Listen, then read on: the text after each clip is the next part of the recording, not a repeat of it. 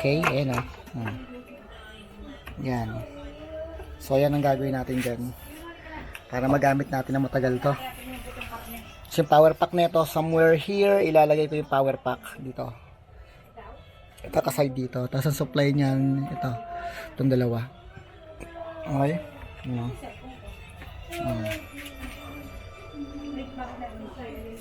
So, maabot to ng ano, sa 4 ohms yata, mga around 1,900 watts. Sa 8 ohms, 1,200.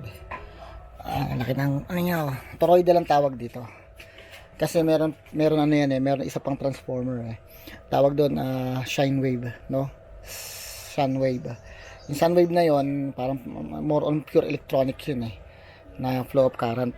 Pero ito kasi, parang hardcore ang tawag nila rito. Mas kaya nito yung mga dynamo motor, no, pag toroidal.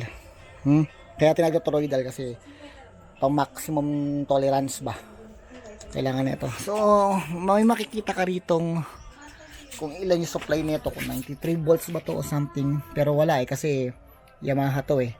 So hindi nakalagay dito yung kanyang specs, kung ano yung value ng kanyang toroidal transformer, no?